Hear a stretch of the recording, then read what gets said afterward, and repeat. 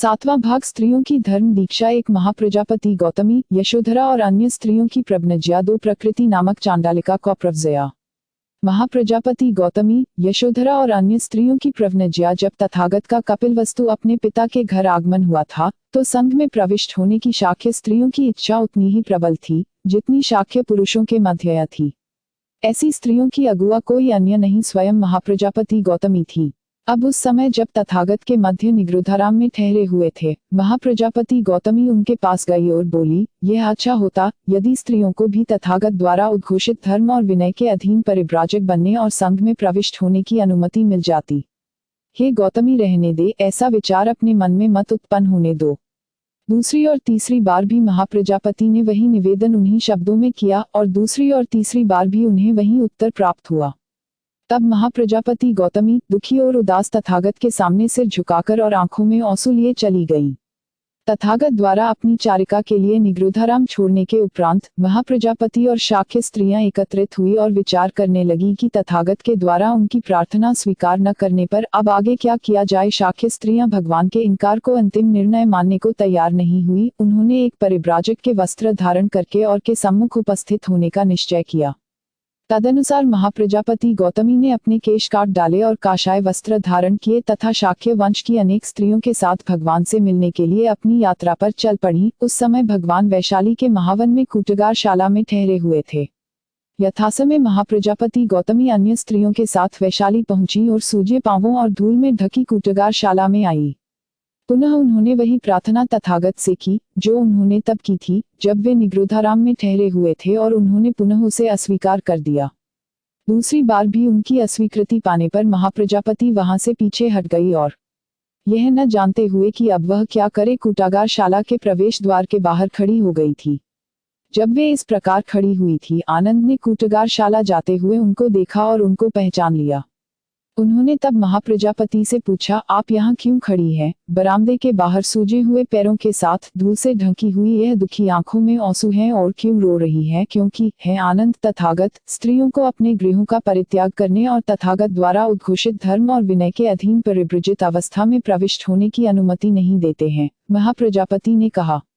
तब स्थविर आनंद उस स्थल पर गए जहां तथागत थे और तथागत के सामने सिर झुकाकर एक और अपना आसन ग्रहण किया और इस प्रकार बैठे हुए स्थविर आनंद ने तथागत से कहा, भगवान देखिए, महाप्रजापति गौतमी बाहर प्रवेश बरामदे के नीचे खड़ी है, सूजे पांवों और धूलर से ढकी हुई, दुखी और उदास, रोती हुई आंखों में आंसू दिए हुए, क्योंकि तथागत स्त्रियों को अपने गृहों का परित्याग करने तथा तथागत द्वारा उद्घोषित धर्म और विनय के अधीन परिव्रजित अवस्था में प्रविष्ट होने की अनुमति नहीं देते हैं। यह अच्छा होता भगवान यदि स्त्रियों को जैसी उनकी इच्छा है वैसी अनुमति दे दी जाती। क्या महाप्रजापति गौतमी ने तथागत की विशेष सेवा नहीं की थी? तब मौसी और परिचारिका के रूप में उन्होंने उन्हें पोषित किया और उनकी माता की मृत्यु हो जाने पर तथागत को शिशु अवस्था में अपने स्तनों से दुग्धपान कराती रही। अतः यह अच्छा होता कि स्त्रियों को गृहस्थ जीवन का परित्याग करने और तथागत के द्वारा उद्घोषित धर्म और विनय के अधीन परिव्राजित अवस्था में प्रवेश करने की अनुमति प्रदान करें। आनंद, रहने दो, ऐसा न हो कि स्त्रियों को ऐसा करने की अनुमति मिले। दूसरी बार और तीसरी बार भी आनंद ने वही प्रार्थना की उन्हीं शब्दों में और वही उत्तर पाया। तब स्थविर आनंद ने तथागत से पूछा, क्या कारण हो सकता है? स्त्रियों को प्रव्रज्या लेने की अनुमति की अस्वीकृति का जानते हैं कि ब्राह्मण का मत है कि शूद्र और स्त्रियों कभी मोक्ष प्राप्त नहीं कर सकते हैं, क्योंकि वे अशुद्ध और निम्न होते हैं। इसलिए वे शूद्रों और स्त्रियों को प्रव्रज्या लेने की अनुमति नहीं देते। क्या तथागत भी वैसा ही दृष्टिकोण रखते हैं जैसा कि ब्राह्मणों का है? क्या तथागत ने ठीक उसी प्रकार शूद्रों को प्रव्रज्या लेने और संघ में उसी तरीके से सम्मिलित होने की अनुमति नहीं दी है जैसे उन्होंने ब्राह्मणों को दी है? क्या कारण है? भगवान स्त्रियों के साथ भिन्न तरीके से व्यवहार करने का क्या तथागत समझते हैं कि स्त्रियां तथागत द्वारा उद्घोषित धर्म और विनय के अधीन निर्वाण तक पहुंचने में समक्ष नहीं है? तथागत ने उत्तर दिया, आनंद, मुझे गलत मत समझो। मैं मानता हूं कि स्त्रियां भी उतनी ही सक्षम हैं जितने कि पुरुष निर्वाण तक पहुंचने के मामले में। आनंद, मुझे गलत मत समझो, मैं स्त्री पुरुष की असमानता के सिद्धांत को मानने वाला नहीं हूं। महाप्रजापति की प्रार्थना पर मेरी अस्वीकृति लिंग की असमानता पर आधारित नहीं है, वह व्यवहारिक कारणों पर आधारित है। मैं प्रसन्न हूं वास्तविक कारण जानकर। किंतु क्या को व्यावहारिक कारणों से उनकी प्रार्थना अस्वीकृत करनी आवश्यक है? क्या इस प्रकार का कार्य धर्म की प्रतिष्ठा नहीं घटाएगा और इसे लिंग की असमानता को मानने के दोषारोपण का भागी नहीं बनाएगा? क्या भगवान ऐसी व्यावहारिक कठिनाइयों से बचने के लिए कुछ नियम नहीं सोच सकते हैं जिनके कारण चिंतित हैं? अच्छा आनंद, मैं अनुमति देता हूँ, यदि महाप्रजापति आग्रह करती हैं कि स्त्रियों को मेरे द्वारा उद्घोषित धर्म और विनय के अधीन प्रव्रज्ञा लेने की अनुमति अवश्य दी जाए, किंतु यह 8 शर्तों पर आधारित होनी चाहिए। महाप्रजापति गौतमी स्वयं पर 8 प्रमुख नियम को लागू करने का दायित्व लें, यही उनकी दीक्षा होगी। जब स्थविर आनंद ने तथागत से ये 8 नियम सीख लिए, तब महाप्रजापति गौतमी के पास गए और उन्हें वह सब बताया जो तथागत ने कहा था।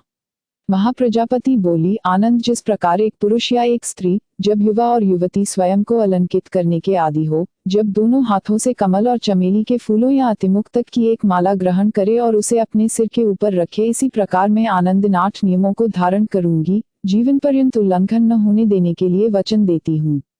तब स्थविर आनंद तथागत के पास लौट गए, उनके सामने सिर झुकाया और एक और अपना आसन ग्रहण किया, और इस प्रकार बैठे हुए स्थिर आनंद ने तथागत से कहा, भगवान महाप्रजापति गौतमी ने स्वयं के ऊपर नियमों को लागू कराने का दायित्व ले लिया है, अतः वे उपसंपदा प्राप्त मान ली जाएं।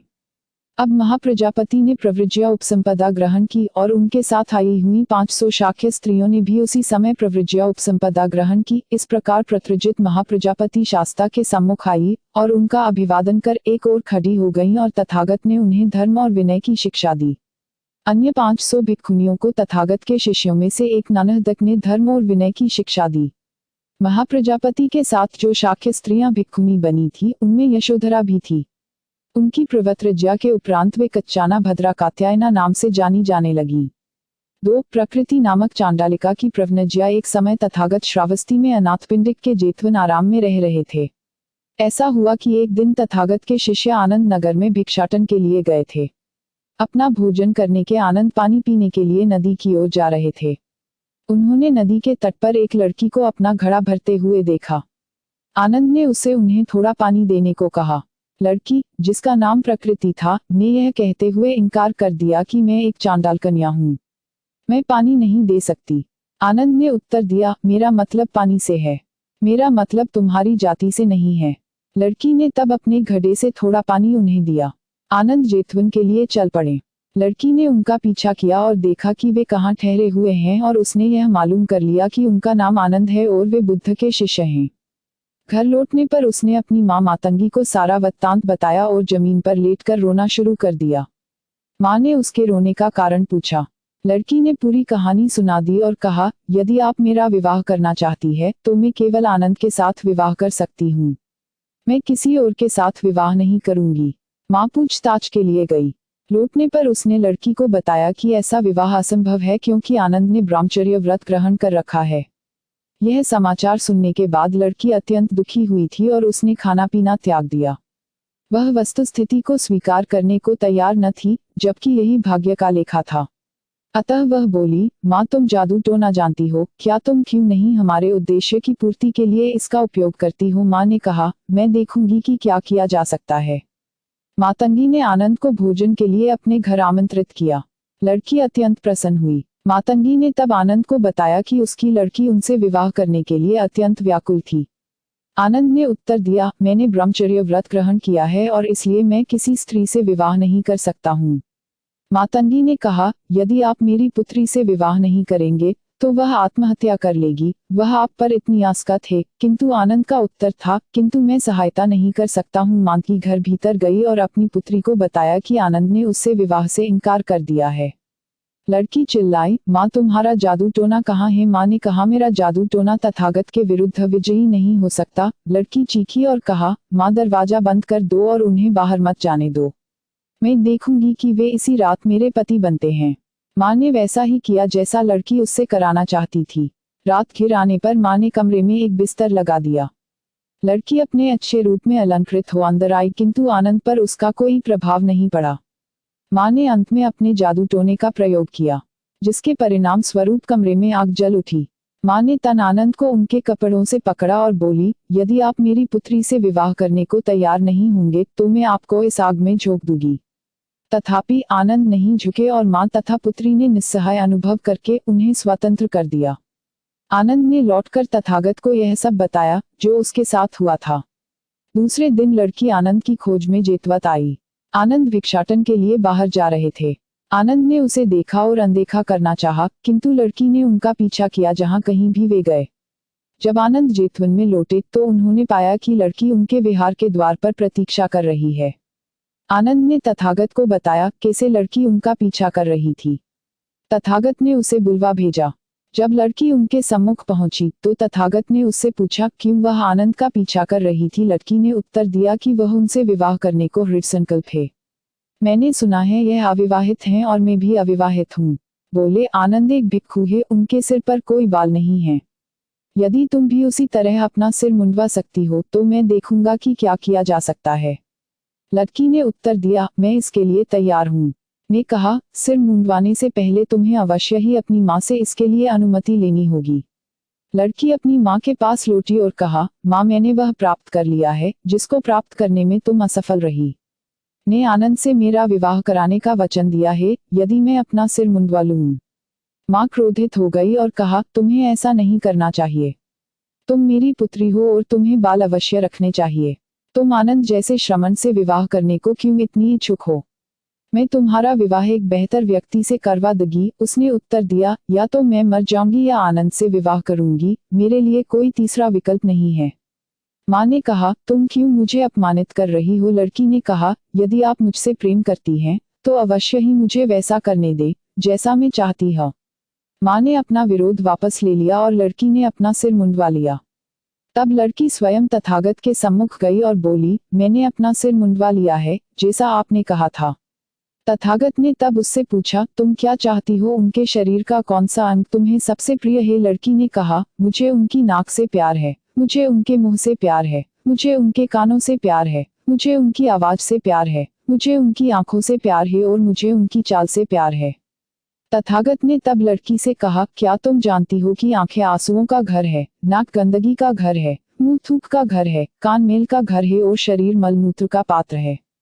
जब पुरुष और स्त्री समीप आते हैं वे बच्चे पैदा करते हैं, किंतु जहाँ जन्म है वहाँ मृत्यु भी है, जहाँ मृत्यु है वहाँ दुख भी है। लड़की, तुम आनंद से विवाह करके क्या पाने वाली हो?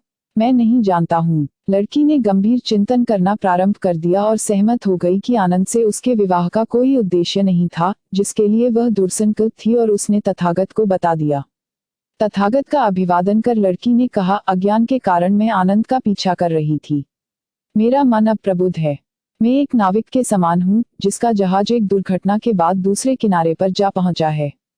मैं एक आरक्षित वृद्ध व्यक्ति के समान हूँ जिसे सुरक्षा मित्र गई है। मैं अंधे के समान हूँ जिसे नई दृष्टि प्राप्त हो गई है। तथागत ने अपने ज्ञानामृत वचनों से मुझे नींद से जगा दिया है। तुम धन्य हो, है प्रकृति। यद्यपि तुम एक चांडालिका हो, लेकिन तुम श्रेष्ठ पुरुषों और श्रेष्ठ स्त्रियों के लिए एक आदर्श का काम करोगी। तुम निम्न जाति की हो, किंतु ब्राह्मण भी तुमसे शिक्षा ग्रहण करेंगे। न्याय तथा धर्मपरायणता के मार्ग से विचलित मत होना, और तुम राज सिंहासन पर बैठी हुई रानियों की राजसी कीर्ति को भी मात दे दोगी। विवाह असफल होने के उसके लिए एकमात्र मार्ग भिक्षुनी संघ में प्रविष्ट होना ही बच रहा था। अपनी इच्छा प्रकट करने पर उसे उसमें सम्मिलित कर लिया गया, यद्यपि वह निम्नतम जाति से संबंधित थी।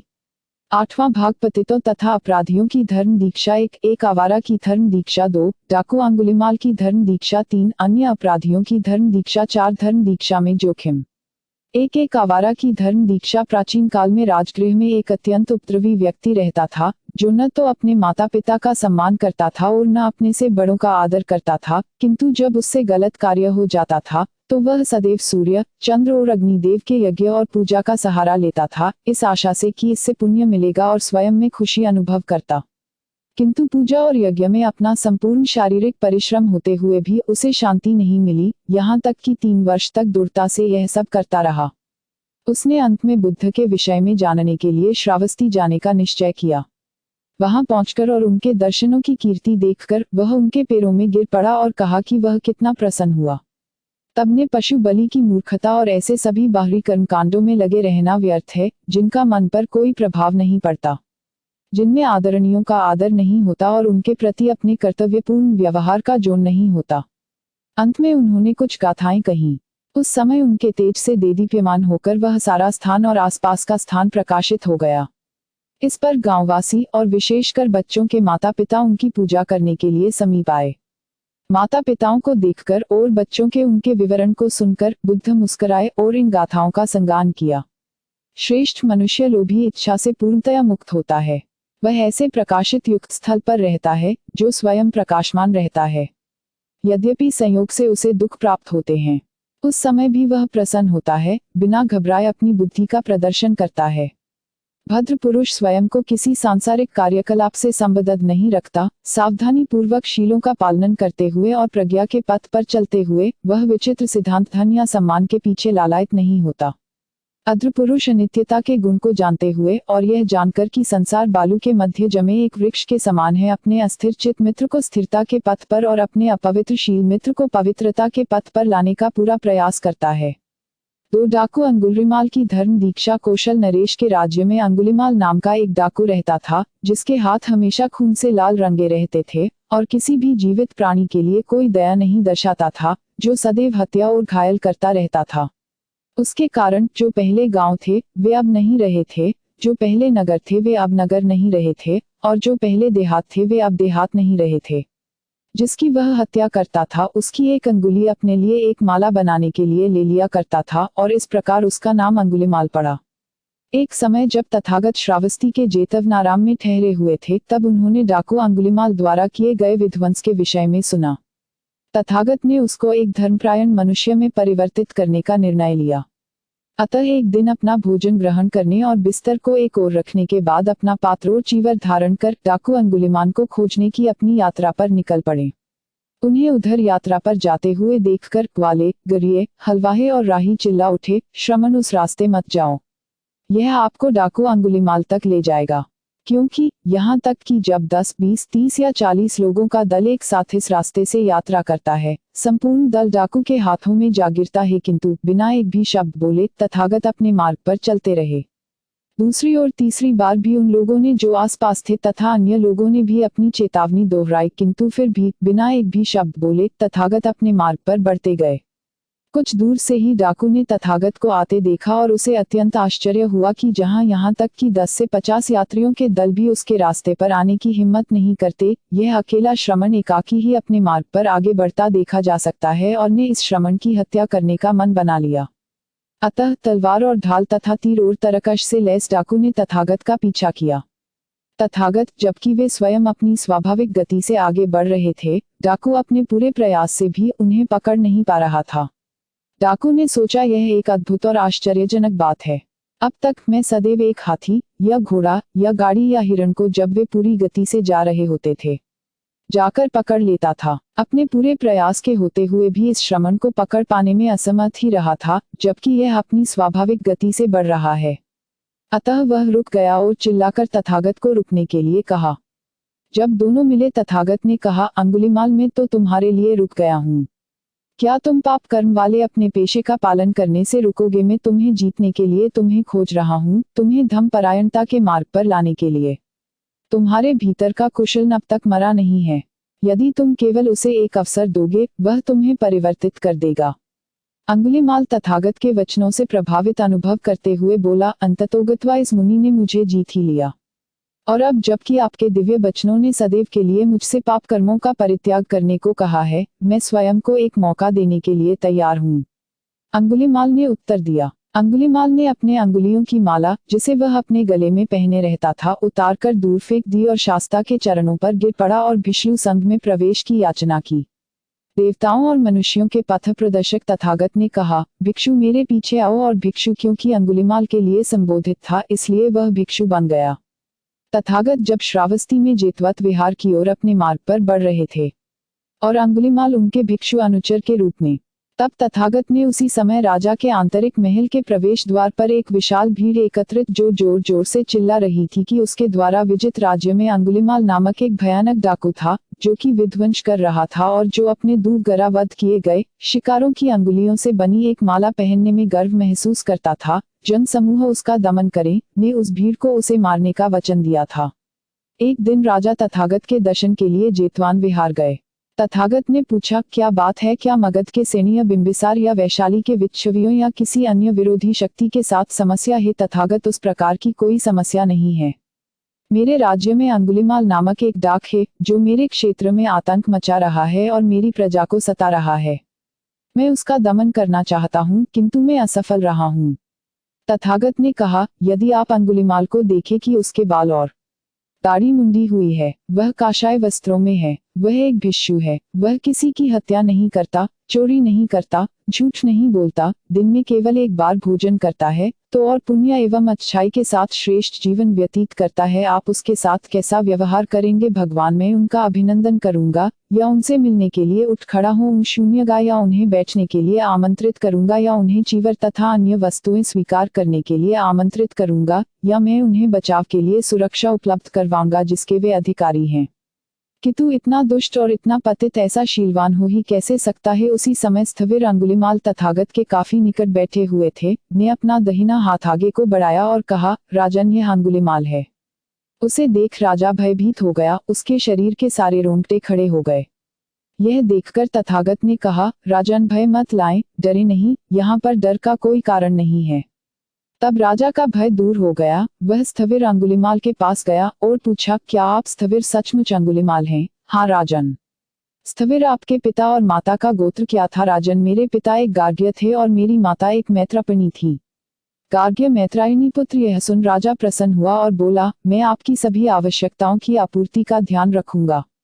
अब उस समय स्थविर अंगुलिमाल अरण्य का निवासी होने, भिक्षा पर ही निर्वाह करने और कूड़े के ढेर से उठाए 3 से अधिक कपड़े नहीं पहनने का व्रत ले चुकने के कारण उन्होंने इस आधार पर राजा का निमंत्रण अस्वीकार कर दिया कि उनके पास पहले से ही 3 चीवर उपलब्ध हैं। तब राजा तथागत के पास गया और अभिवादन के उपरांत एक ओर बैठ गया और कहा, भगवान, यह अद्भुत है, यह आश्चर्यजनक है। तथागत, जंगली को पालतू बनाने वाले कैसे हैं? कैसे आप अदांत को दांत कर देते हैं और कैसे आप अशांत को शांत कर देते हैं? यही एक ऐसा व्यक्ति है जिसे मैं लाठी और तलवार से पराजित नहीं कर पाया, किंतु लाठी या तलवार के बिना ही तथागत ने उसे पराजित कर दिया और अब मुझे अवश्य चलना चाहिए, क्योंकि मुझे पर्याप्त काम करने हैं और ध्यान देना है। जब आप महाराज को अच्छा लगे। तब राजा प्रसेनजित अपने आसन से उठकर, राजा ने विनम्रतापूर्ण एवं श्रद्धा से तथागत का अभिवादन किया और चला गया।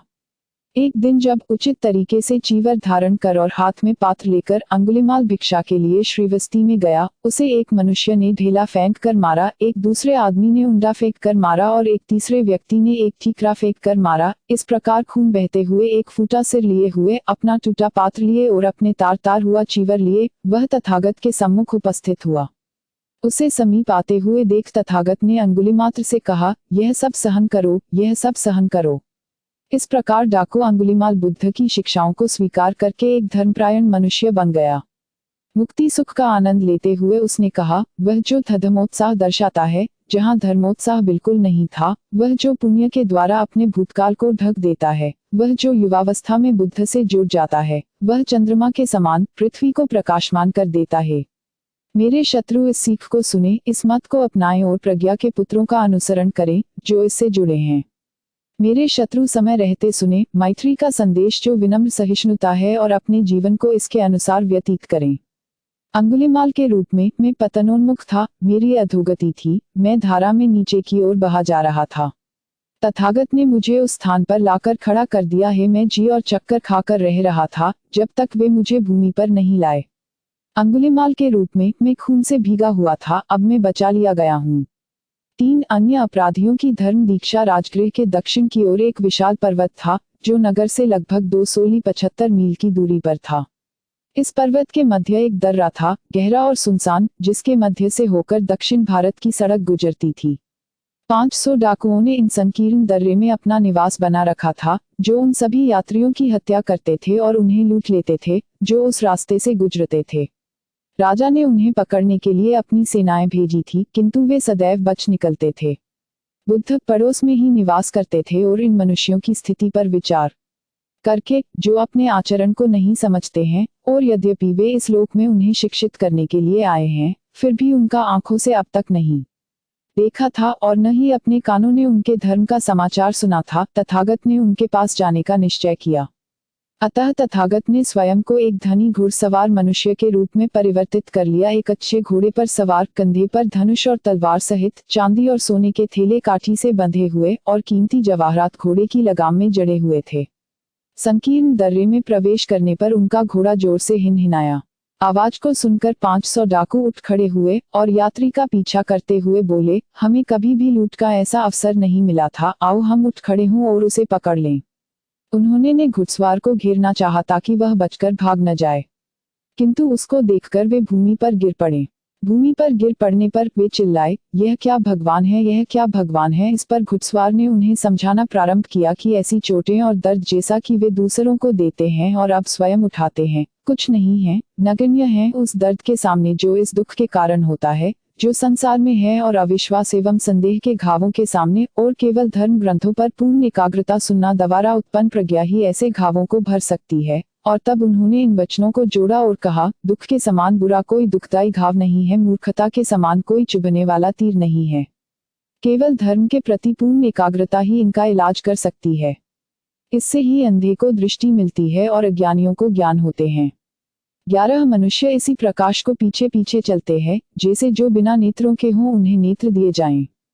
इससे अविश्वास को दूर करने, दुख को हटाने, आनंद प्राप्त करने में सक्षम है। यह विमत प्रज्ञा उन्हीं को प्राप्त होती है जो धर्मोपदेश सुनते हैं।